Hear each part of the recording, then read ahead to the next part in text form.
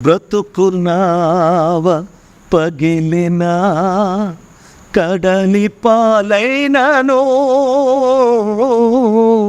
అలలు ముంచి వేసిన ఆశలు అనగారిన బ్రతుకున్నావ పగిలిన కడలి పాలైనను అలలు ముంచి వేసిన ఆశలు అనగారినా నీ మాట చాలయ్యా, నీ చూపు చాలయ్యా, నీ తోడు చాలయ్యా, నీ నీడ చాలయ్యా. నీ మాట చాలయ్యా, నీ చూపు చాలు స్వామి, నీ తోడు చాలయ్యా, నీ నీడ చాలయ్యా. నీ ఉంటే నాకు చాలు యేసయ్యా, నీ వెంటే నేను ఉంటానేసయ్యా అన్నప్పుడల్లా నాకు కళ్ళంటే మిగిలిపోయింది. సర్వం పోయిన శరీరం కుళ్ళిన నా అనువారే వెలివేసిన ఆప్తులంతా శత్రువులైన ఆప్తులంతా శత్రువులైన అంతము వరకు సహించిన ఆయోగుల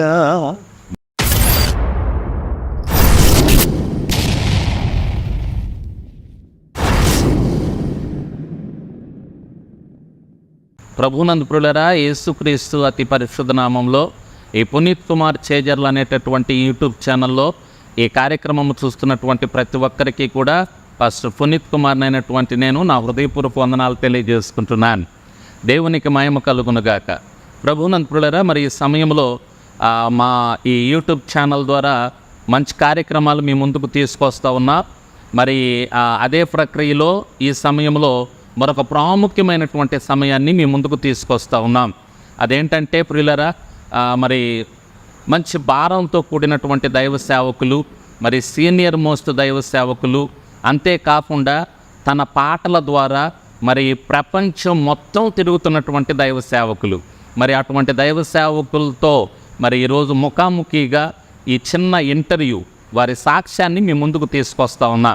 దేవునికి మహిమ. మరి మా థంబ్నెయిల్ మీరు చూశారు, ఆ వ్యక్తి గురించి మీకు ఆల్రెడీ తెలిసే ఉండొచ్చు. మరి ఈ సమయంలో వారిని మీ ముందుకు తీసుకొస్తూ వారిని పరిచయం చేస్తూ ఉన్నాను. చివరి వరకు చూడండి. చాలా ఆధ్యాత్మికమైనటువంటి విషయాలు, మంచి సాక్ష్యాన్ని మీరు ఈ సమయంలో వినబోతున్నారు. తప్పకుండా మీరు ఆశీర్వదించబడతారు, దీవించబడతారు. కాబట్టి చివరి వరకు ఈ ఇంటర్వ్యూ కార్యక్రమాన్ని చూసి దేవుని మేలులు పొందుకోవాలని ప్రేమతో కోరుకుంటా ఉన్నాను. దేవునికి మహిమ కలుగునుగాక. మరి వారిని మీకు పరిచయం చేస్తా ఉన్నాను ఈ సమయంలో. మరి వారెవరో కాదు, మరి నీ ఉంటే నాకు చాలు యేసయ్యా అనేటటువంటి పాట, నవ్వండి నవ్వండి అనేటటువంటి పాట, ఇటువంటి నేనేమైనా ప్రభువా నిన్నే స్తుతిస్తాను అనేటటువంటి ఇలా ఎన్నో క్రైస్తవ లోకానికి మంచి ఆధ్యాత్మికమైనటువంటి గీతాలు అందించినటువంటి గీత రచయిత దైవజనులు పాస్టర్ శ్యామ్ వేదాల గారిని మీ ముందుకు తీసుకొస్తూ మీకు పరిచయం చేస్తూ ఉన్నాను. అయ్యగారు వందనాలు. వందనాలండి.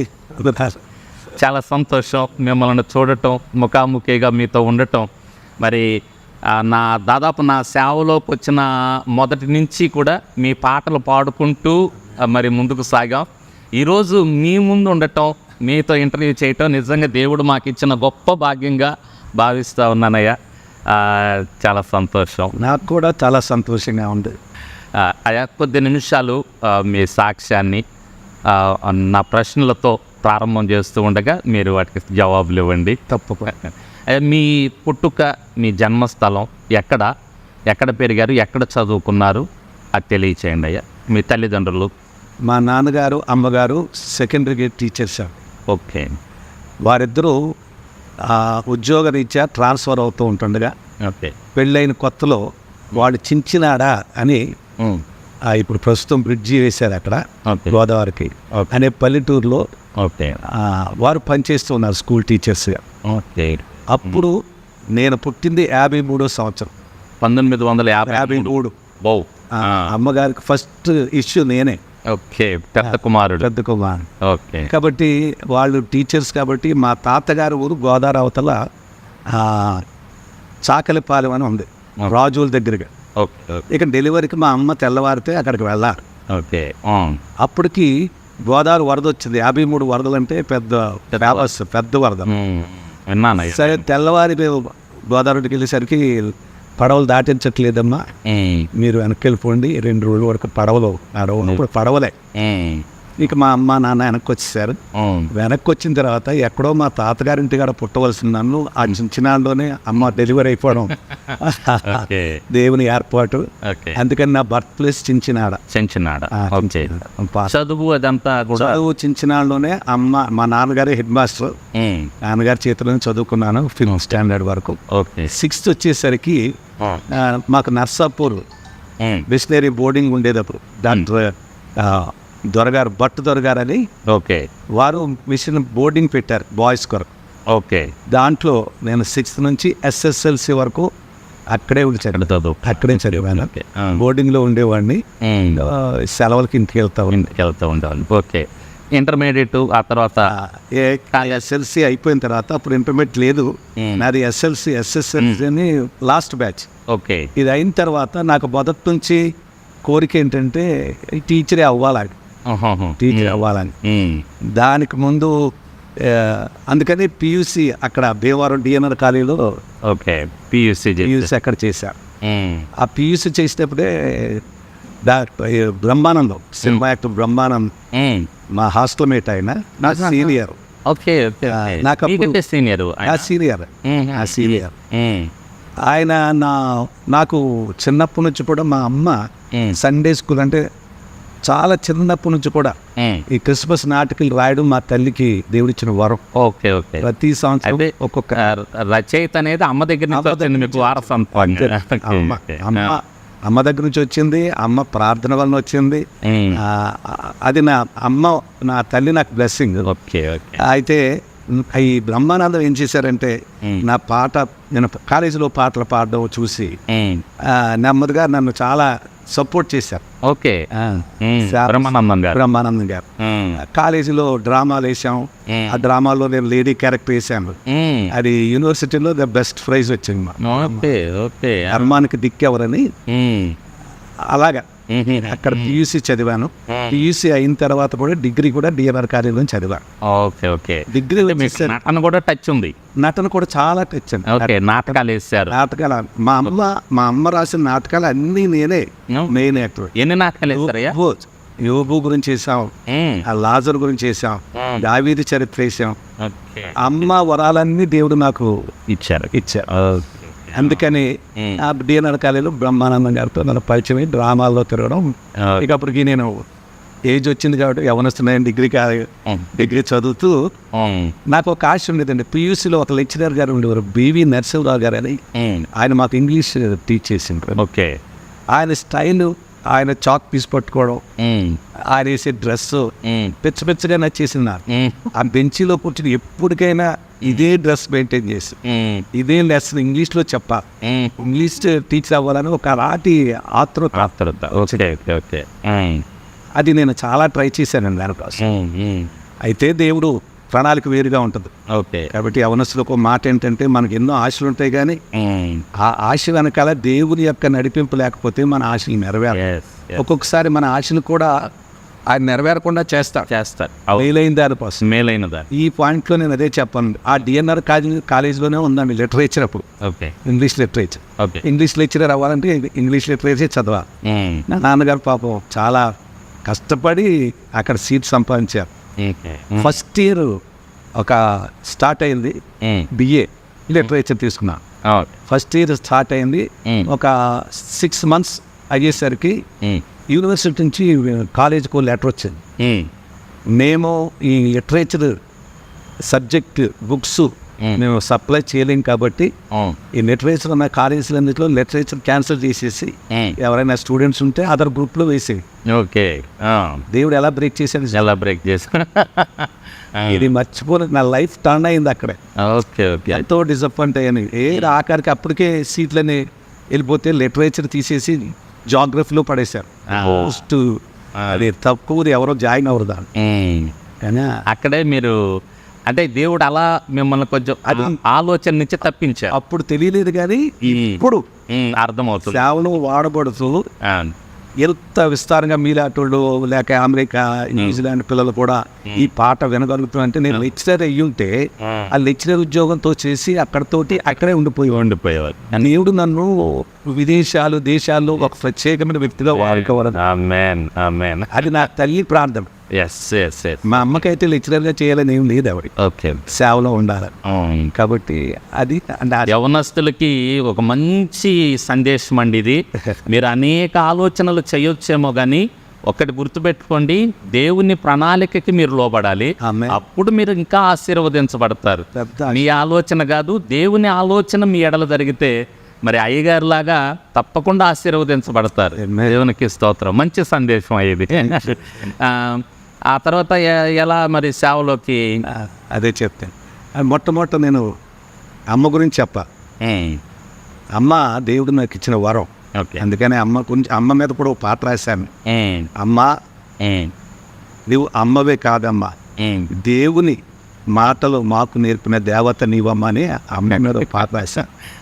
ఇక సందర్భం ఏదో రాసేసేవాడు. మా అమ్మకి రచన ఉంది, ఆమె నాటికలు రాశారు. అందుకని రాశాను. తల్లి ప్రార్థన చేస్తూ ఉండేదట. నేను కాలేజీలో ఉండదు, నా కొడుకు 3 వరాలు అంటే చెప్పింది. తర్వాత నీవు పుట్టక ముందు నేను నీ కోసం ప్రార్థన చేశానని కాలేజీకి వెళ్ళిన తర్వాత చెప్పింది. ఎందుకంటే కాలేజీకి వెళ్ళిన తర్వాత కొంచెం ఈ ఆడవాళ్ళ వెనకాల ఉండి సినిమా పాటలు పాడి వాళ్ళని అల్లరి చేయడం, అది దేవాలయంలో చదువుకునేవాడిని, అమ్మ చించినాల్లో ఉండేవారు. అంటే ప్రార్థించే తల్లి శక్తి ఎలా ఉంటుందో నాకు నేను ఎరిగానండి. ఆవిడ ప్రార్థనే. అప్పట్లో ఫోన్ లేదు.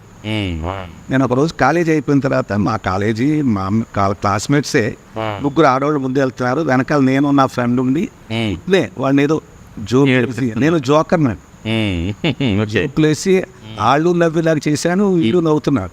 కానీ అది అమ్మ దర్శనంలో చూసేవాడు. అదొకటి. రెండోది బ్రహ్మానందం గారు మిమిక్రీ ఆర్టిస్ట్. అవును, ఆయన యాక్టర్ అవ్వకముందు ఎక్సలెంట్ మిమిక్రీ చేస్తారు. యూనివర్సిటీ నుంచి గోల్డ్ మెడల్ తెచ్చుకున్నాను.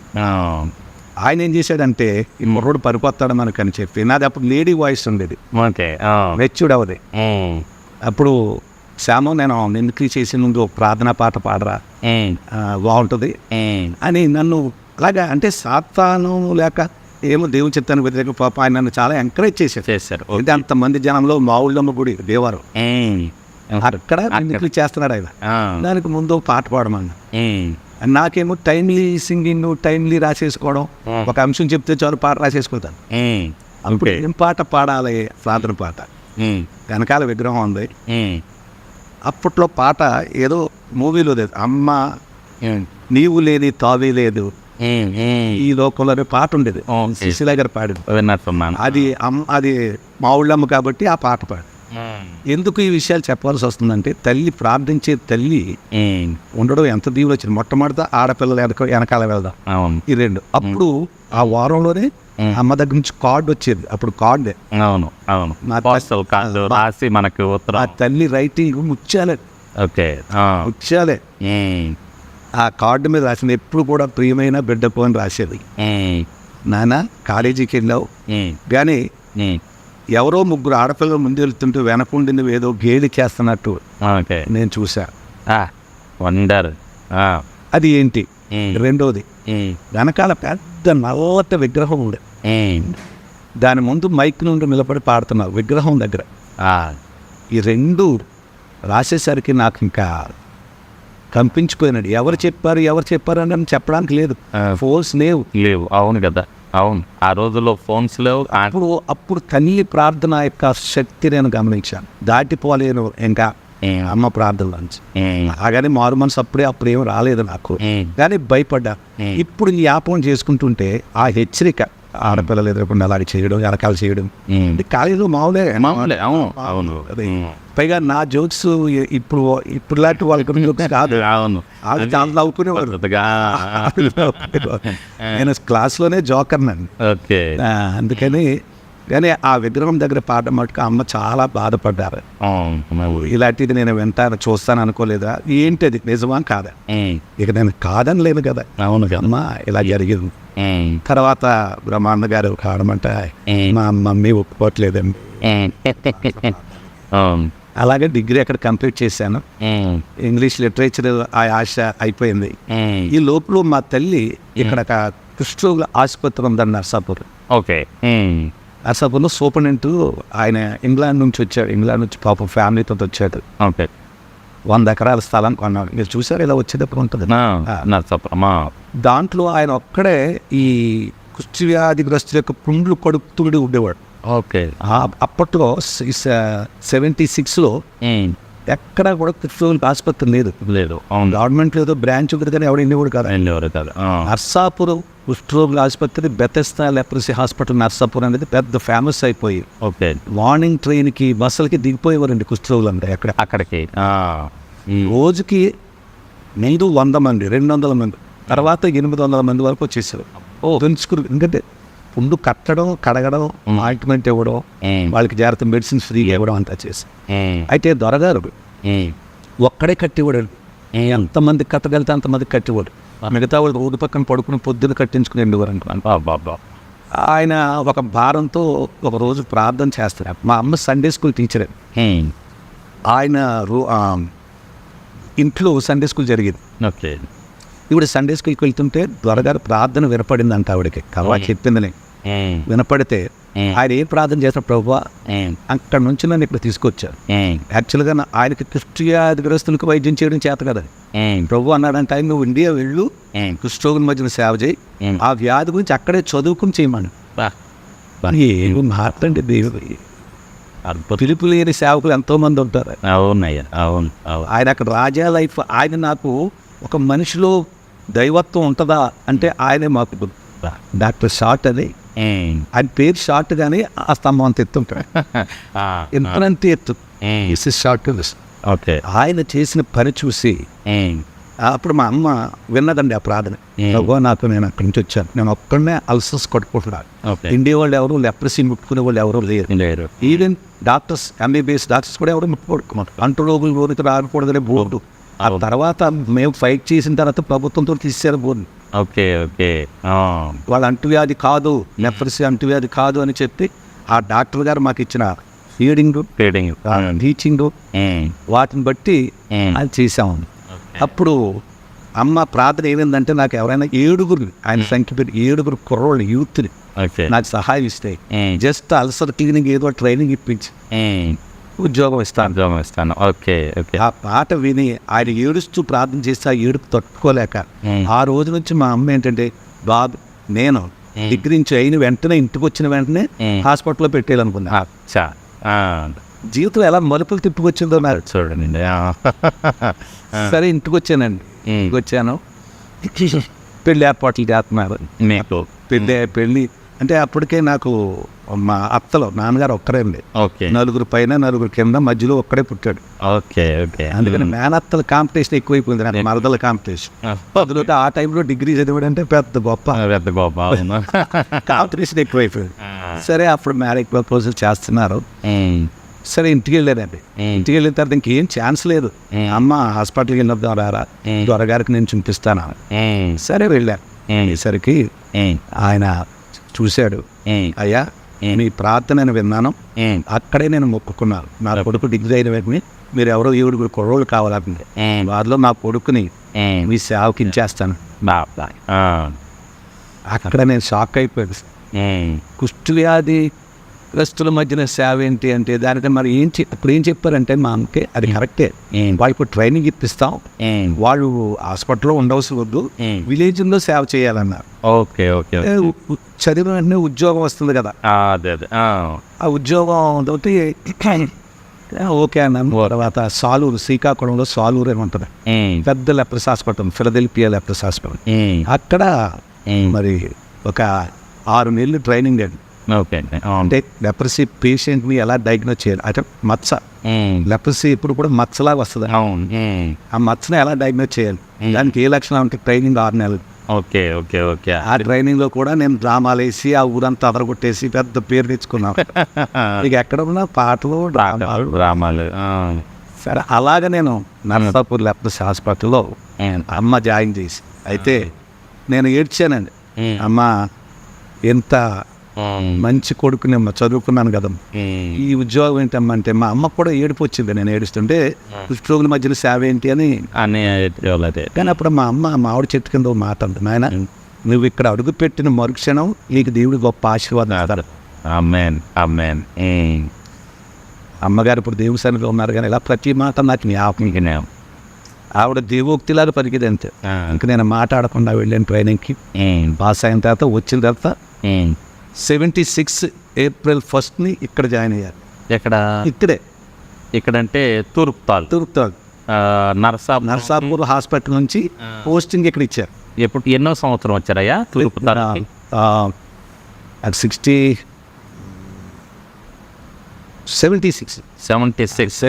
దగ్గర 46. 75 మ్యారేజ్ అయింది. ఓకే 76 పోస్టింగ్ ఇచ్చారు. ఓకే 1976లో నరసాపూర్కి దగ్గరగా ఒక 13 కిలోమీటర్ల దూరంలో మరి తూర్పుతాళ్ళు అనేటటువంటి ఒక చిన్న పల్లెటూరులో, ఒక చిన్న పుగ్గ గ్రామంలో అయ్యగారు మారుమూల ప్రాంతం ఇది.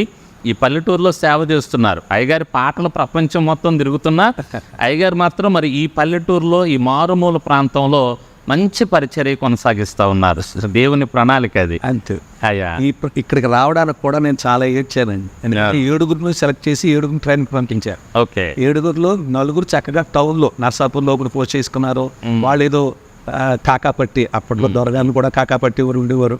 నాకేంటో మొదటి నుంచి ఎవరిని ఏది అడగటం అలాంటిది ఏదో ఫీల్ అవుతా. మా నాన్నగారు నేర్పిన విద్య అండి.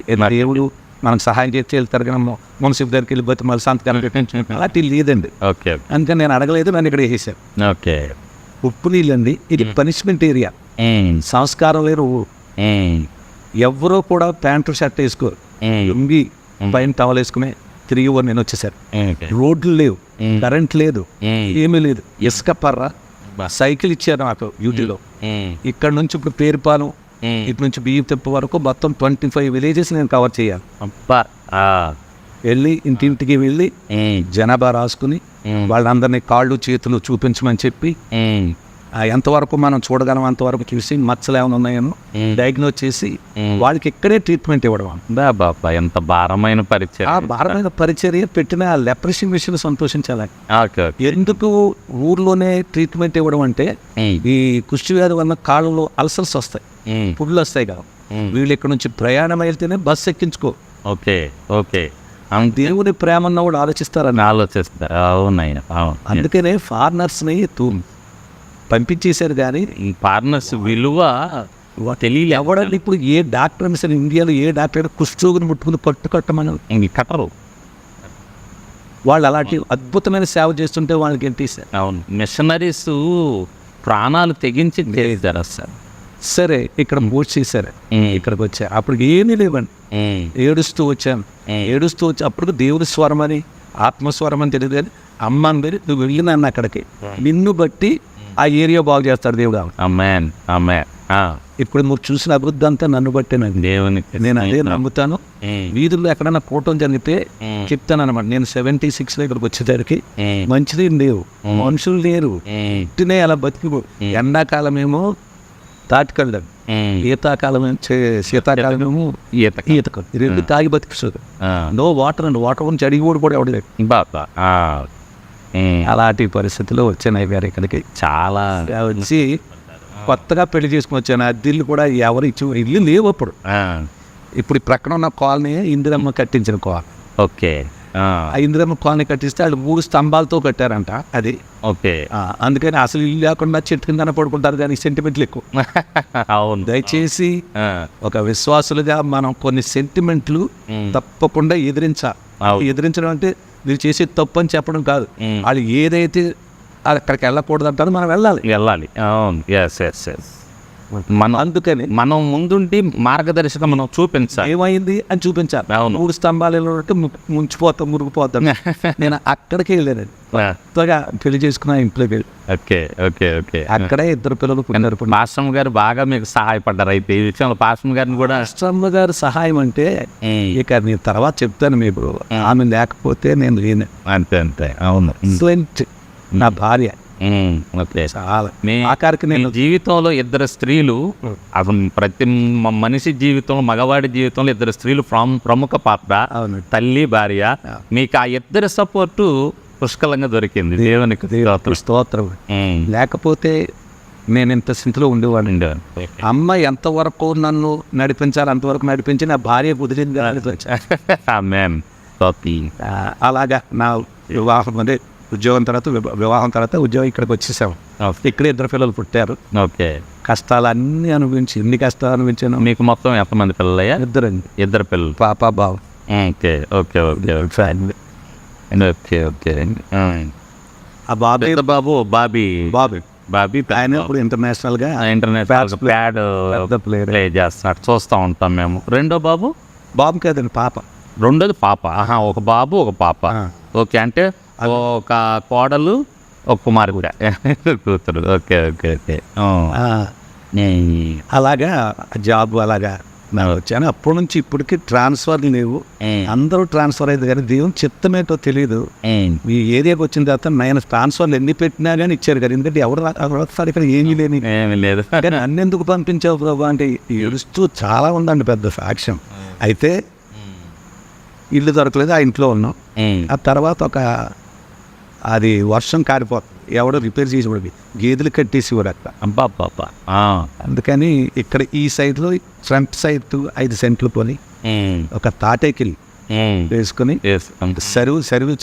సరువు మొక్కలు ఉంటాయి కదా, ఇంకోటి ఉంటాయి కదా. అవును అవును. ఆ సరువు మొక్కలు, ఆ సరువు కొమ్మల ఆ దడిలో చూసి పేడ పెట్టి అల్లుకొని నేను డ్యూటీకి వెళ్తూ 6 గంటలకు వెళ్ళాలని మా డ్యూటీ. 6 గంటల కన్నా 5 గంటలకు వెళ్ళిపోయి ఆ కాలువ దగ్గరికి వెళ్ళి సైకిల్ మీద తప్ప మట్టి పట్టుకొచ్చి ఇక్కడ ఇచ్చేస్తే నా భార్య దాన్ని తొక్కి వారానికి ఒకసారి ఆ ఇల్లు చాలా బాగా అలికి అద్భుతంగా తయారు చేసి చాలా కష్టపడిందండి నా బాబా. దేవునికి ఇల్లు ఎప్పుడు నీట్గా ఉండాలి నాకు. ఇంట్లో అసలు అలకడం కూడా 2 రోజులు లేట్ అయితే పొడుం కింద రాలిపోతాయి. అలా ఉంటున్నారు నీరు ఉండేది కాదు. ఆ తాటెక్కిల్ని చూస్తే చాలా మంది ఇలా ఎన్నివారు. ఇప్పుడు ఎలా మొక్కలు ఉన్నాయో అప్పుడు కూడా అలా మొక్క చూస్తే ఎక్కడ్రా ఏంట్రా ఇది తాటెక్కింటికి ఎంతది అప్పుడు వచ్చి ఇతర రాష్ట్రంలో వచ్చి మందులకు వచ్చి అయ్యా ఏంటో తెలియదు కానీ ఇక్కడికి వచ్చే మనసు ప్రశాంతంగా ఉంది అనే మాట నాకు ఎంత ఆనందం. మట్టిలో మాకు కూడా చాలా సంతోషం అనిపించింది. అనుకున్నాను బాబు ఇది మట్టిలే కానీ దేవుడు ఉన్న ఇల్లు అంటే అలాగే ఉంటుంది. అలాగే ఆ కేజెస్ అలాగే ఉంటుందని చెప్పేవాడు. అలా ప్రారంభమైంది కూడా ఇక్కడ పరిచయం. ఈ మీరు పాటలు రాశారని విన్నాను.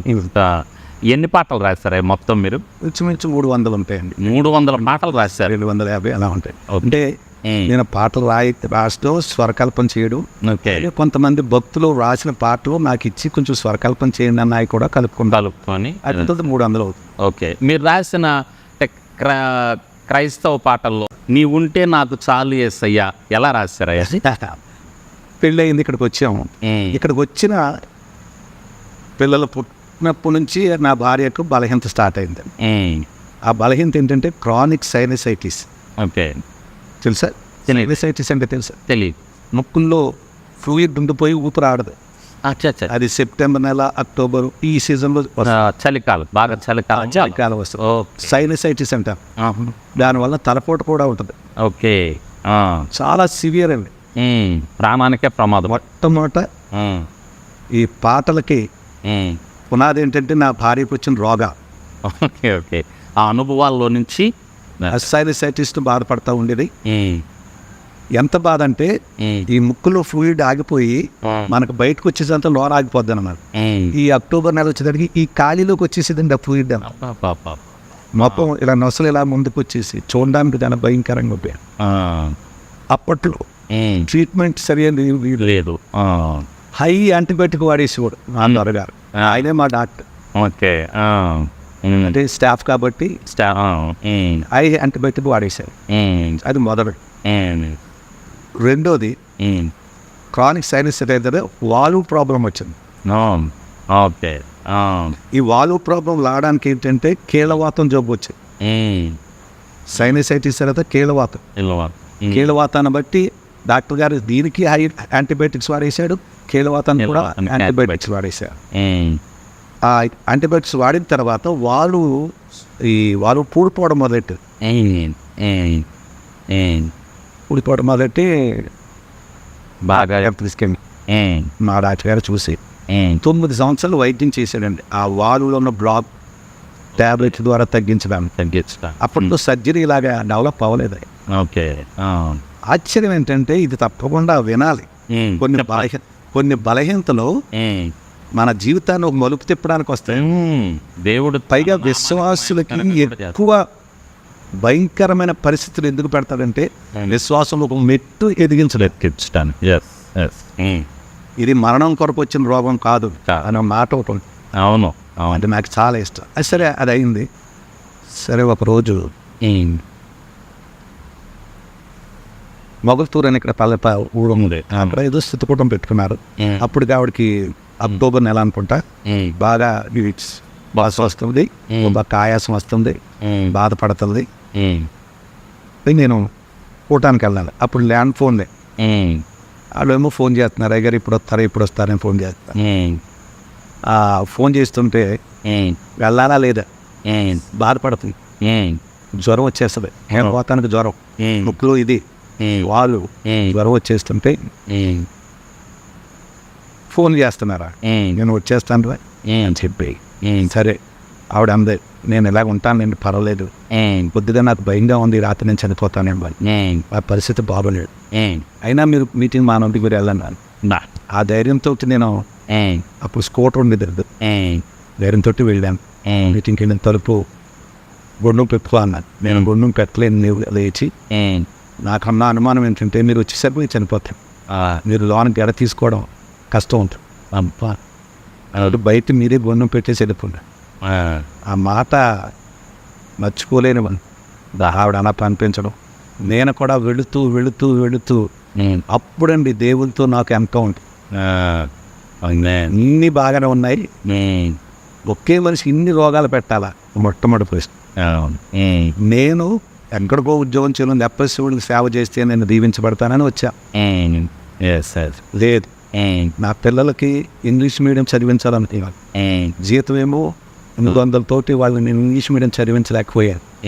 ఈ ఊరిలో చదివారు, కూతూ మంత్రం చదువు. అది తీసేశాను. నీ మాట ఇంత దూరం వచ్చా, ఇప్పుడు నన్ను మీటింగ్కి వెళ్ళమని చెప్పింది, వెళ్తున్నాను అని ప్రభుతో చాలా, అంటే దాన్ని ఎన్కౌంటర్ అంటారు. అంటే విశ్వాస జీవితంలో మరి ఎవరికైనా వస్తుందో లేదో తెలియదు కాదు, నాకు ఆ టైంలో వచ్చింది. దేవుడు లేడు ఉంటేంత అన్యాయం చేయడు అని అలాగ అనుకుంటూ వెళ్తున్నానండి, తిట్టుకుంటా. సాతాను గారు ఎంకరేజ్ చేశాడు, నిజమే చాలా అన్యాయం చేశాడు. ఆడు వెంటనే అందుకున్నాడు, ఏడిపించాడు. కళ్ళకి నీళ్ళు వస్తున్నాయి, ఇక్కడ తలుచుకున్నాను. వాళ్ళేం ఫోన్ మీద ఫోన్ తీశారు, వెళ్ళాను. సరిగ్గా వాడు ఎక్కడ విడిచిపెట్టాడంటే ఆ తండాల దగ్గరికి వెళ్ళేటట్టు విడిచిపెట్టాడు నన్ను శోధించను. ఓకే, వెళ్ళాను, బ్రహ్మాండంగా పాడేసాను, పాటల కోసమే నేను ఆడేసాను. మీటింగ్ అయిపోయింది, మళ్ళీ వచ్చేస్తున్నాను ఇంటి. ఇప్పుడు వస్తున్నప్పుడు మళ్ళీ ఇప్పుడు ఆవిడ చెప్పింది, నువ్వేమో వచ్చేసావు, చచ్చిపోయి ఉంటే ఇప్పుడు ఏం చేస్తావు? ఎంత టెన్షన్ పెడతాడండి సార్. మీరు ఇప్పుడు వచ్చేటప్పుడు మెట్రో అని ఉంటుంది, ఇలాగ ఎక్కారు కదా, చూసారా మెట్రో? అదే అక్కడ అప్పుడు కళ్యాణ మండపం కట్టారు, సేమ్ ప్లేస్. నేను అక్కడ తోటలు అన్నమాట. తోటలు అంటే కేకారణ్యంగా ఉంటుందండి, సరుగు తోట. ఏడుపు వచ్చేస్తుంది. ఏడుపు బయట రోడ్డు మీద పెడితే బాగోదండి, బండి అక్కడ పెట్టేసి డీప్గా తోటలోకి వెళ్ళిపోయి పెద్ద పెద్ద కేకలు అన్నమాట. ఏడుస్తూ, నువ్వు నాకు చాలా అన్యాయం చేసావు, ఇప్పుడు ఆమెను చంపేస్తావా? చచ్చిపోతే నేనేం చేయాలి? నా పిల్లలు ఇప్పుడు హాస్టల్లో ఉన్నారు, ఏం చేయాలి అని దేవుని చోటు చాలా దెబ్బలాడాను సార్, చాలా దెబ్బలాడా. ఇప్పుడు నాకు అన్యాయస్తుడు నువ్వు. ఎందుకంటే నా స్టాఫ్లో 7 కూడా చర్చికి వెళ్ళరు, సేవ చేయరు. నేను రాత్రులు ఎక్కడికది తాడేపల్లిగూడెం అవతల జంగారెడ్డిగూడెం దగ్గరగా వెళ్ళి రాత్రి వచ్చి డ్యూటీకి వెళ్ళేవాడు. అంత నిద్రాహారం లేకుండా చేస్తుంటే ఇలా చేస్తావా అని చెప్పి దెబ్బలాడిన తర్వాత ఒక డెసిషన్కి వచ్చేసి ఏడ్చి 45 నిమిషాలు అంతా ఏడ్చానండి. ఎత్తు తిడడం ఏడుస్తూ దేవుని దూషించడం. అప్పుడు ముగించేసి ముందు సరే నేను వెళ్తున్నాను ప్రభువా, నేను వెళ్ళేసరికి నా భార్య నిజంగా చనిపోయి ఉంటే ఇక నీకు నాకు అసలు సంబంధం ఉండదు. పైగా ఇంకోటి రాస్తాను, నమ్మకంగా సేవ చేసిన నా దేవుడు చేసే సేవ, నా దేవుడు నాకు ఏమీ చేయలేదు కాబట్టి నేను నా పిల్లలు ఆత్మహత్య చేసుకోగలను అని చీటీ రాసి పెట్టి చచ్చిపోతానని చెప్పి అప్పుడు ఆ తోటలోంచి కళ్ళనీళ్ళు తుడుచుకుంటూ బయటకు వస్తున్నాను. అప్పుడు పరిశుద్ధాత్మదేవుడు మాట్లాడుతున్నాడు. అంతవరకు శోధింపనిచ్చాడు. ఇది డెసిషన్ తీసుకుని కూడా ఇలా చేస్తానని బండి స్టాండ్ చేసేదానికి నెమ్మదైన స్వరంతో దేవుడు మాట్లాడు. కోపం వచ్చిందా? దేవుడు మాటలు విన్నవాళ్ళు తెలితే కోపం రాకే వస్తుందండి. కోపం వచ్చిందా? అవును ప్రభు, చాలా ఆయాసం, నువ్వు నాకు అన్యాయం చేసావు. మళ్ళీ అలాగే ఇప్పుడు ఇంతకీ నీకేం కావాలి? నేను ఏమి కోట్లు లక్షలు ఏమి అడగట్లేదని. నా భార్య ఇన్ని రోగాలతో బాధపడేది. ఒక రోగం తగ్గించి ఇంకో రోగం అన్న ఇవ్వాలి కానీ రోగాలు తగ్గట్లేదు, కొత్త కొత్త రోగాలు ఇస్తుంది. ఇప్పుడేమో చనిపోయే పరిస్థితి ఉంది, ఆయాసపడుతుందని వచ్చేసని. కాబట్టి నా భార్య రోగాలు తగ్గాలి మొదలు. రెండోది, నా పిల్లలు తెలుగు మీడియంలో చదువుకోవాలి, అందరూ ఇంగ్లీష్ మీడియంలో చదివించుకుంటుంది. నాకు ఆశ ఉంది కానీ అది లేదు, ఆర్థిక స్తోమత లేదు. మూడోది ఏంటంటే నా జీతం సరిపోవట్లేదు. సేవ చేస్తున్నాను, కూర్చొని పుండ్లు కడుతున్నాను అన్న ఆనందం ఉంది కానీ కాబట్టి నా భార్యకు రోగాలు తగ్గాలి. రెండోది నా పిల్లలు మంచి చదువులు చదువుకోవాలి, పెద్ద చదువు. మూడోది నా ఆర్థిక పరిస్థితి కొద్దిగా మారాలి. మూడు అని అడిగాడు. మళ్ళీ ఆ మూడు రిపీట్ చేసేసరికి ఆయన నా భార్య రోగాలు తగ్గాలి అనేసరికి తగ్గవు అన్నాడండి. తగ్గవు ఉంటాయి ఎలా అన్నట్టు. రెండోది, నా పిల్లలు కొంచెం పెద్ద చదువులు చదవాలి, పెద్ద చదువులు చదవాలి. నా ఆర్థిక స్తోమత పెంచాలి, పెరగదు. ఈ మూడు అన్న తర్వాత అన్నాడు, ఈ పరిస్థితుల్లోనే నువ్వు నా సేవ చేయాలి. అప్పుడు లాస్ట్ క్వశ్చన్, చేస్తావా లేదా? ఈ పరిస్థితులే ఉంటాయి, దీంట్లోనే నా పరిచయం చేయాలని. అప్పుడు ప్రారంభించిన పల్లవి, నేనేమైనా ప్రభు అని నిశ్చయిస్తాను. నా భార్య చనిపోయినా, నా పిల్లలు చదువులు చదవకపోయినా, తర్వాత నా ఆర్థిక స్తోమత ప్రభు, నేనేమైనా ప్రభుని, నేనేమై ఉన్నానో అది నీ దయ వల్ల. అద్భుతమైన పాట. నీవు ఉంటే నాకు చాలు యేసయ్య కంటే ముందు ఆ పాట నేనేమైనా ప్రభు ముందు రాసింది. అది 96 అనుకుంటా, అది 98, 96లో రాస్తారా పాట? లోనండి. తర్వాత ఇదిగో అప్పుడు మీడియా లేక అంత ఇదో లేదు. ఇప్పుడు ఏంటంటే ఇక్కడ ఇంట్లో పాడుకున్నప్పుడు బయటకు వచ్చారు, బయట అప్పుడు రాస్తారు ఆ పాట పాడండి. నేనేమైనప్పుడు నేనేమై ఉన్నానో నీ దయ వల్లేనయ్యా, నాకున్నవన్నీయో నీవిచ్చినవేనయ్యా. నేనేమైనా ప్రభువా నిన్ను స్తుతిస్తాను, నాకేమున్నా ప్రభువా నీకే అర్పిస్తాను. నేనేమైనా ప్రభువా నిన్ను స్తుతిస్తాను, నాకేమున్నా ప్రభువా నీకే అర్పిస్తాను. నేనేమై ఉన్నానో నీ దయ వల్లేనయ్యా, నేనేమై ఉన్నానో నీ దయ వల్లేనయ్యా. నాకున్నవన్నీయో నీవిచ్చినవేనయ్యా, నాకున్నవన్నీయో నీవిచ్చినవేనయ్యా. ఇక్కడ ఒక చిన్న క్లారిఫికేషన్, నాకున్నవన్నీ అంటే నాకు ఇచ్చిన రోగాలు కూడా. అవును, ఆయన తగ్గవు అన్నాడుగా. నాకున్నవన్నీ అంటే ఇప్పుడు ప్రస్తుతం రోగాలు ఉన్నాయి, అప్పులు ఉన్నాయి, అవి ఉన్నాయి, ఇవన్నీ కూడా నువ్వు ఇచ్చినవే. మేళ్ళు ఉన్నాయి, అవి కూడా నువ్వు ఇచ్చినవే. నాకున్నవన్నీ నేను ఇచ్చినవేనయ్యా అంటూ ఆ పాట ముగింపు అంటే, నా మట్టుకైతే బ్రతుకుట క్రీస్తే, చావైనా అది నాకెంతో మేనే. ఇదిగో నేను ఉన్నానయ్యా, ఇదిగో నేను ఉన్నానయ్యా, దయతో నన్ను గైకొనుమయా నా యేసయ్యా. ముగింపు అప్పుడే సమర్పించు, బ్రతికించే బ్రతికించు. రోగాలుంటే మట్టుకైతే బ్రతుకుడు క్రీస్తే. ఇక చేస్తాను అన్నాను నీ పని, చేస్తా. ఓకే, అంతే, అంతా నువ్వు చూసుకొని. ఆ సాహిత్యం కోసం నేను ఏమి కూర్చుని ఆలోచించలేదండి. అబ్రహాము కొడుకుని అడగడం దారుణం. తర్వాత యోబు తీసుకున్నా. అవును, సర్వం పోయిన, శరీరం కుళ్ళిన. అవును, 40 సంవత్సరాలు ఆ పరిస్థితుల్లో. ఇప్పుడు ఆ సర్వం పోయిన, శరీరం కుళ్ళిన అన్నప్పుడు ఎందుకు రాశానంటే, నా భార్యకి సైనసైటిస్ అని చెప్పాను కదా, చూడడానికి వచ్చారని బంధువులు. ఇది తప్పకుండా చెప్పాలి, చూడడానికి వస్తారని బంధువులు, కానీ వాళ్ళు రా బంధువులు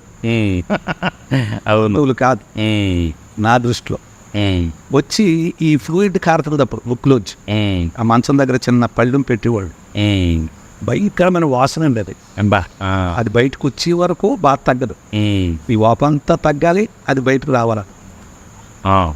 ఆ వాసనకి సరిగ్గా వచ్చారు టైం కాదు, రూమంతా ఇల్లు వాసన. నీ ఏంటన్నా ఇలాగ అయిపోయింది అంటే, ఏంటి వాసన ఏంటంటే, అమ్మ వదినకి ముక్కులు వచ్చి ఫ్లూయిడ్ వచ్చినప్పుడు ఎలాగ వస్తుంది, అయిపోయిన తర్వాత తగ్గిపోతుంది. సైనస్ ఫ్లూయిడ్ అని తెలుసండి అది. కానీ వీళ్ళు ఇంటికి వెళ్ళిపోయి నా భార్య గురించి వాళ్ళు ప్రోపకుండా ఏం చేశారంటే, అందుకని అప్పటి నుంచి మాకు వచ్చే రోగాల గురించి కానీ ఎవరికి చెప్పమా. అవును, దేవునికే చెప్పాలి. మనుషులకు చెప్పడం వల్ల ఏం చేయలేదు, ఇలా చేస్తారు.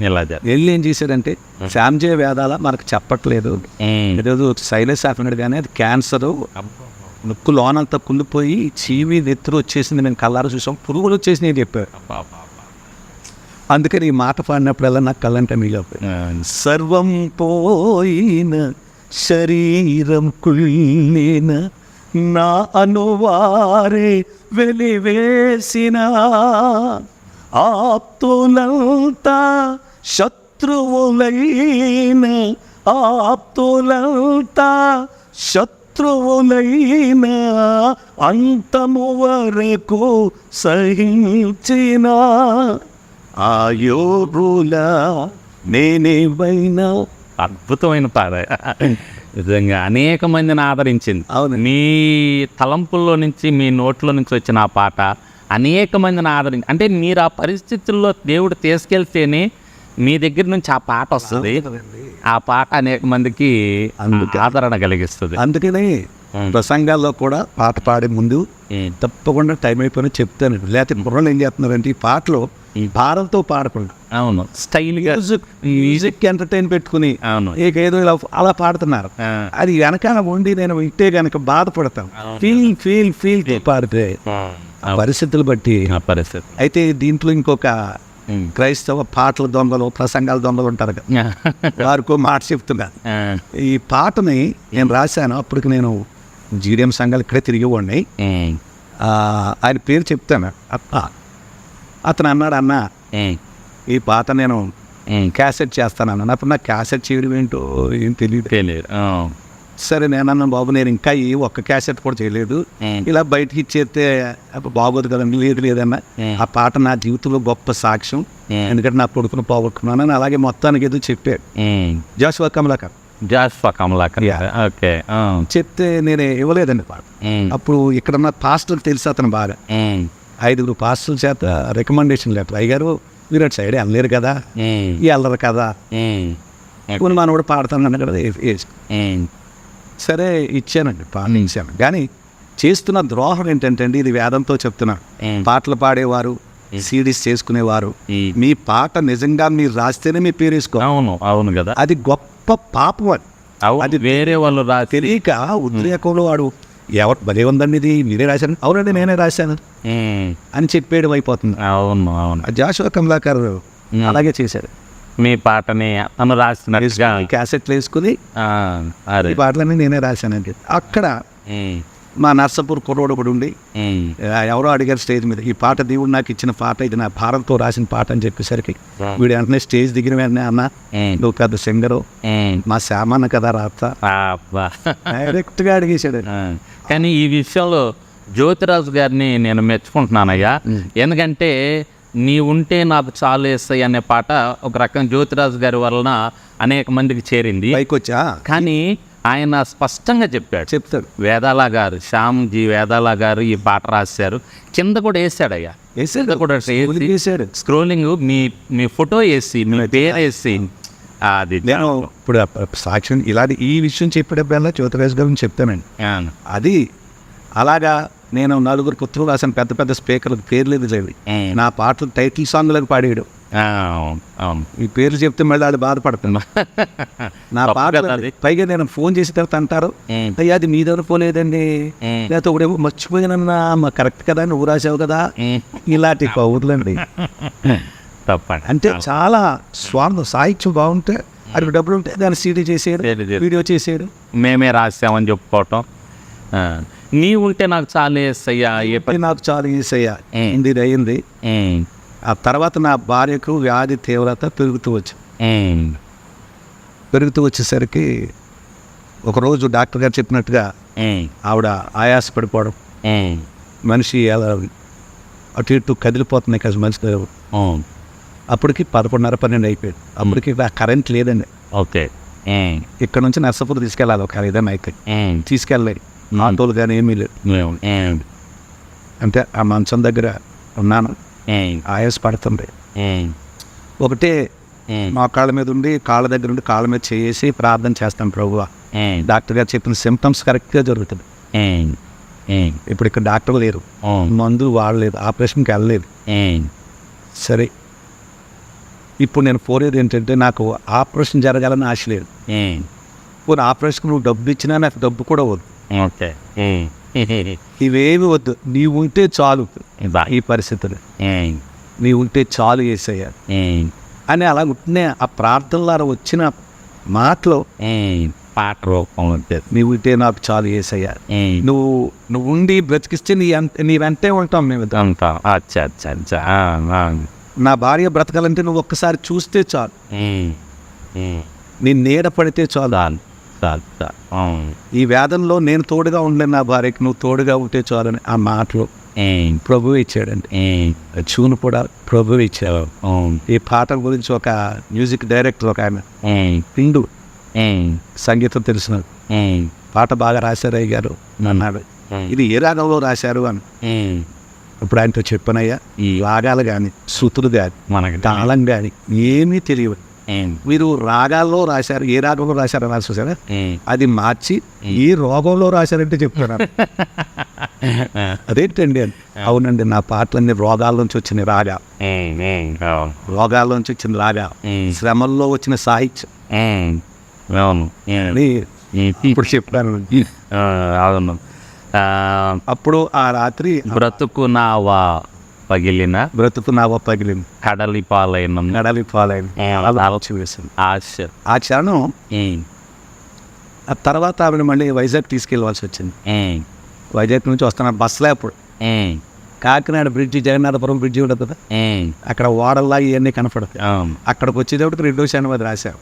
అబ్బో, ఈ చరణాలు రాయటానికి కూడా గ్యాప్ వచ్చింది బస్సులోనండి. అసలు అది నీవుంటే పల్లవి అప్పుడు స్టార్ట్ అయింది. ఒక్కొక్కసారి పల్లవి వస్తుంది, చరణాలు రావడానికి టైం పడుతుంది. ఆట పూర్తి అయ్యేదానికి ఎప్పుడుగా పడుతుంది. అంటే పాడుకుంటా ఉన్నారా బస్సులో? అంతే కదండి. పాడండి ఒక్కసారి. వేరే ధ్యాస ఉన్నదన్నారు. సాహిత్యం ఆలోచిస్తాను, దాని స్వరం ఆలోచిస్తాను, దీనికి ఎలాగ ప్రోభిస్తాడని వింటారు. పైగా ఆయన ఇచ్చిన చరణాలు తగ్గించలేము, పెంచలేము. అవును, ముగింపు అద్భుతమైన ముగింపు, ప్రసంగానికి ఇచ్చిన ముగింపే. అవును, అలా ఉంటుంది. అది కాబట్టి అప్పుడు ఆ బస్సులో వస్తున్నప్పుడు ఆ సముద్రం కడలి జ్ఞాపకం వచ్చింది. ఇప్పుడు మాకు సముద్రం పక్కన. అవును. బ్రతుకున్నావ పగిలినా కడలి పాలైనను, అలలు ముంచి వేసిన ఆశలు అనగారినా, బ్రతుకు నావ పగిలినా కడలి పాలైనను అలను ముంచి వేసిన ఆశలు అనగారినా నీ మాట చాలయ్యా, నీ చూపు చాలయ్యా, నీ తోడు చాలయ్యా, నీ నీడ చాలయ్యా, నీ మాట చాలయ్యా, నీ చూపు చాలు స్వామి, నీ తోడు చాలయ్యా, నీ నీడ చాలయ్యా, నీ ఉంటే నాకు చాలు యేసయ్యా, నీ వెంటే నేను ఉంటానేసయ్యా. అద్భుతం. ఇట్లా లైవ్లో మీరు పాడుతూ ఉంటే వింటాం అనేది నిజంగా మా భాగ్యం. అసలు ఈ పాట ఎన్నిసార్లు మా ఆరాధనల్లో పాడుకున్నామో, ఎన్నిసార్లు మా జీవితం మాకు ఏదైనా చిన్న ఇబ్బంది వస్తే ఈ పాటే గుర్తు వస్తుంది మాకు అసలు ముందు. అవును, ఏదైనా చిన్న ఎన్ని బాధలు ఉన్ననని అట్లా పాడుకుని ఉంటాం మా ఆత్మలోనే. ఇష్టలన్నీ పోయిన అనాథగా మిగిలిన. అవును అవును. ఆకర్షణ నీకు ఇదలు ఏది లేదు అసాధ్యము, అవును, నీదు కృపతో నాకేది కాదిల సమానం. అవునవును, సమానం. కృపతో నాకు ఇంకేది సమాధిరా. అప్పుడప్పుడు ఇది జ్యోతి గారి దగ్గరికి ఎలా వెళ్ళింది ఈ పాట? వారికి ఎలా? అయ్యో జ్యోతిరాజు గారు మేము అన్న నా కొడుకు జ్యోతిరాజు గారి దగ్గరే ఉంటాడు. బాబీ గారు. బాబీ గారు మొట్టమొదటి రక్షణ పొందింది కూడా ఆవిడ అక్కడే. అచ్చా అచ్చా అచ్చా. ఆయన యూత్ని చాలా ఎంకరేజ్ చేస్తాను. ఆర్కెస్ట్రా పెట్టి డబ్బులు ఇవ్వడం, మీటింగ్లు పెట్టడం. అవును. అప్పుడు ఆయన ఎక్కడికి ఎలాగెళ్ళిందంటే ఆయన టీవీ ప్రోగ్రామ్ పెట్టినప్పుడు బాబీ డాడీని పర్మిషన్ అడుగు, ఈ పాట ఆరాధన చేసి షూట్ చేయాలని ఉంది నాకు. ఓకే. అప్పుడు మనం సీడీలు కూడా ఏడవలేదు. అప్పుడు నేను అన్నాను, ఎవరే అంతకంటే భాగ్యం ఏంట్రా, రాసింది నేనన్నా పబ్లిక్లోకి వెళ్ళాలనే కదా తపన. ఇది ఇలా మారుమూల ప్రాంతాలు ఉండిపోతున్నాయి, తప్పకుండా చేయమని చెప్పండి. కానీ ఇది కూడా దేవుని చిత్రం. అవును, ఇది కూడా ఖచ్చితంగా దేవుడు. ఆయన ఎన్నో పాటలు చేశాడు, కానీ ఈ పాట అంత ప్రజాదరణ అందుకని జ్యోతిరాజు గారి పాట అయిపోయింది. అవును, జ్యోతిరాజు గారే. అవును, అయిపోయారు. ప్రసంగానికి ముందు పాడతాడా, ఆకన పాడతాడు, అలాగా ప్రజలకి ఎక్కించేసాడని బాగా బాగా ఎక్కించేసాడు. అలా ఎక్కించిన తర్వాత నేను కూడా చాలా ఇంటర్వ్యూలో చెప్పాను, జ్యోతిరాజు గారు ఒక్కరే అన్నా అంటాడన్న, అన్నా ఈ పాట నాకు ఇచ్చినందుకు నీకు ఆ పాటని 24 సార్లు షూట్ చేశాడని చర్చిలో. అబ్బా, 24 సార్లు. ఎందుకు అంటే ఫీల్ రావట్లేదు, మామూలుగా పాడుతున్నట్టు అయింది. ఆ పాటలో వచ్చిన ఫీలింగ్ కన్నీరు కారుస్తున్నట్టు చూశాడు ఫైనల్గా. అవును, అద్భుతం. అవును అవును, బాగా బాగా 14 టేక్లు. అందుకని ఆ పాట ఈవేళ అమెరికా దేశంలో ఇంగ్లీష్ కూడా పాడుతున్నారంటే తెలుగులో పాడుతున్నా. అది ఈయన వెళ్ళి చేసిందే జ్యోతిరాజు గారు. అలాగా చాలా మనమే రాసాం, మనదే సంఘం అనుకోకూడదు. దేవుడు నా జీవితంలో ఇంచుమించు కొన్ని మెట్లు ఎక్కించాడండి. ఒక మెట్టు తర్వాత ఒక మెట్టుకు ఒక దైవజనుడు వాడబడ్డాడు, ఇంకో మెట్టుకి ఇంకో దైవజనుడు వాడాడు. నా తల్లి నా గురించి కడుపులో ఉంటుండగా ప్రార్థన చేసినట్టు. అచ్చా అచ్చా అచ్చా. దేవుడు ప్రార్థన చేసినంటే నాకు కొడుకును అంటూ మీరు ఇస్తే వాడికి 3 వరాలు కడుపులోనే ఇచ్చి నాకు ఇవ్వాలి. అవి నేను పెద్ద ఎదిగిన తర్వాత నేను ఆ వరాలు వాడుతున్నప్పుడు చెప్పిందమ్మ. ఆ 3 వరాలు ఏంటంటే, మొట్టమొదటి నా కొడుకు పాటలు పాడాలి, సువార్త పాటలు. రెండోది నా కొడుకు సువార్త ప్రకటించాలి. ఓకే. మూడోది ఇంగ్లీష్లో దొరలు మాట్లాడుతున్నప్పుడు నా కొడుకు అనువాదం చేయాలి. అమ్మకి అనువాదం వరం అంటే చాలా ఇష్టం. Okay okay. నన్ను అలా చూడాలనుకుంది. పాటలు పాడడం చూసేసింది, పాటలు రాయడం చూసింది. ప్రతి పాట ముందు అమ్మ దగ్గర పట్టుకెళ్ళి రాశానమ్మా అంటే అది చేసి ఎంత జ్ఞానం ఇచ్చాడు రా దేవుడు అనేది. తర్వాత ఏమో ఆ ప్రసంగం చేయడం చూసింది. మొట్టమొదటి నన్ను ప్రసంగం ఎక్కించుకుంది మా అమ్మాయి, చెయ్యి బాబు మొట్టమొదటి ప్రసంగం. తర్వాత దొరలకి ట్రాన్స్లేట్ చేయడం కూడా చూసింది. అప్పుడు చెప్పింది, నేను ప్రభువుని ఏమేమి అడిగానో అన్నీ నీకు ఇచ్చాడు, వాటి ద్వారా వాడు. ఇప్పుడు అవే నా పోషణకి. ఆమేన్. తల్లులారా, మీరు కూడా తప్పకుండా ఆ విధంగా ప్రార్థన చేయాలి మీ బిడ్డల కొరకు. తప్పకుండా దేవుడు మీ ప్రార్థన ఆలకించి మీ బిడ్డలని మీ ప్రార్థన ద్వారా ప్రయోజకులను చేస్తాడు. ఎన్నో సాక్ష్యాలు తల్లుల గురించి అన్నాం. మరొక సాక్షిగా మరి వేదాల గారు ఉన్నారు. ఈ సమయంలో వారి తల్లిగారు చేసిన ప్రార్థన ఈరోజు వారి జీవితంలో దేవుడు నెరవేర్చుకుంటా నడిపిస్తున్నాడు. స్తోత్రం అయ్యా.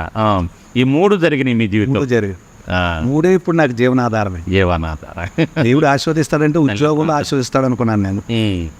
నా తల్లిని కోరిన ఆత్మీయ కోరికలు అది నాకు పోషణగా ఉన్నాయంటే వితౌట్ ఎనీ పెన్షన్ ఏమీ లేదు, ఆస్తులు లేవు, నాన్నగారు అమ్మగారు ఏమీ ఆస్తులు పంచలేదు, కేవలం సేవ. చాలా సంతోషం. చాలా చివరిలో ఈ ఇంటర్వ్యూ చూసే వాళ్ళకి మీరు ఇచ్చే ముగింపు మాటలు ప్రార్థన చేయండి. ఎస్ఐఆర్ మినిస్ట్రీస్ ద్వారా పునీత్ కుమార్ గారి ద్వారా జరుగుతున్న ఈ యూట్యూబ్ ఇంటర్వ్యూల గురించి నాకు చాలా సంతోషం. అయితే నేను ఎప్పటికీ ఎక్కడికి ఏ స్టూడియోలోకి ఇంటర్వ్యూ కోసం వెళ్ళలేదు. దేవుని ఏర్పాట్లో ఈ బిడ్డ ఉన్నాడు కాబట్టి, ఆ తలంపు ఆయనకి ఇచ్చాడు కాబట్టి నన్ను పర్మిషన్ అడిగి అయ్యా ఒక్కరోజు మాకు కేటాయించండి అని అడగడం ఇది దేవుని చిత్తం తప్ప నా ప్రయత్నం ఏమీ కాదు. కాబట్టి వారికి నన్ను జ్ఞాపకం చేసిన దేవాది దేవునికి నేను వందనాలు తెలియచేస్తున్నాను. మరి ఇంతవరకు విన్నారు. చాలా చెప్పొచ్చు, ఎందుకంటే నా జీవితంలో ఎన్నో అద్భుతాలు, బైబిల్లో ఆయన బిడ్డలకు చేసిన అద్భుతాలన్నీ నేను చూసేశాను. ఉప్పు నీటిని మంచినీటిగా మార్చిన దేవుడు. ఈ ఏరియాలో నేను వచ్చేసరికి ఉప్పు నీరు. నేను ఈ ఊరు విడిచిపెట్టి వెళ్ళిపోతున్నప్పుడు నువ్వు తిరిగి వెళ్ళి అక్కడికి నేను నీకు కావాల్సింది ఇస్తాను వచ్చి అదే బోరు ఏం మార్చలా చెప్పనేం చేశాను. ఇలా ఎన్నెన్నో చెప్పుకున్నాను. కాబట్టి ప్రభు మన జీవితంలో అద్భుతాలు చేయాలంటే మనం ఆయనతో ఉండాలి, ఆయన మాట వినాలి. కాబట్టి పాటలు పాడేవారికి కూడా నేను మనవి చేస్తున్నాను, ఆత్మతో పాడాలి. తర్వాత పాటను అర్థం చేసుకుని పాడాలి. కళలు, మెలకువలు, గమకాలు అవి కాదు ప్రభువుకు కావాల్సినవి. అవి వేసేవారు ఉన్నారు, అది ప్రత్యేక వరం. కానీ ఆత్మతో పాడినప్పుడు అవతల ఆత్మ ఆ పాట తప్పకుండా తాకుతుంది, బలపరుస్తుంది. కాబట్టి మీరంతా కూడా బాబు చేసే మినిస్ట్రీ కొరకు ప్రార్థన చేయండి. మేము కూడా వారికి సంఘం తరపున, కుటుంబం తరపున వందనాలు తెలియచేస్తూ మీకందరికీ నా దీవెని తెలియచేస్తున్నాను. చిన్న ప్రార్థన చేసుకున్నాం.